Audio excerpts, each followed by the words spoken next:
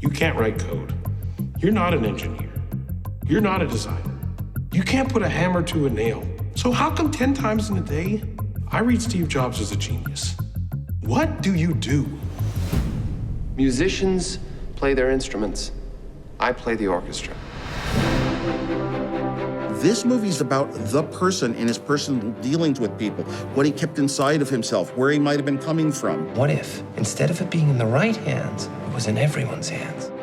From when we started Apple, he was going to be the person in control, running things in the suits, representing the company, the face of the company. The plan will reveal itself to you when you're ready to see it. Steve was not a technical person. He was building a machine that he wanted for himself. One that was so easy, and you could just look at it. You could actually do things without having to learn all the structured math and computer stuff. Serious users want to customize. They want to modify. They want to jack it up. They don't get a vote. What every person is good at is what they value. And I value engineering. I was really good at it. But Steve, how could he contribute to a product? And it was the marketing, the explanation, and also wanting things to be simple. He was the master conductor, and that is good for the world today. See how this reminds you of a friendly face? It's warm, and it's playful, and it needs to say hello.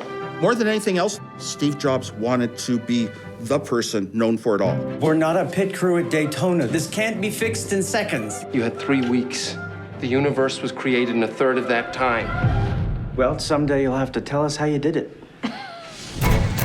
Steve Jobs is known for having some negative personality characteristics. And do you balance the good with the bad, or did the bad lead to the good? The new trash can is wrong. I want to tell you I appreciate all the hours you put into it, but I can't because of how terrible it is.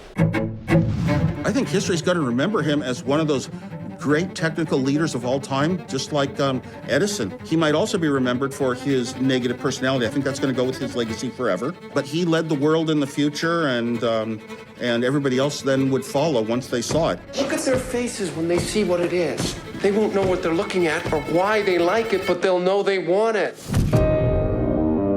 I think about a part of Steve Jobs that almost nobody knows, which is Steve Jobs Zero, I call it. It was Steve Jobs before we started Apple.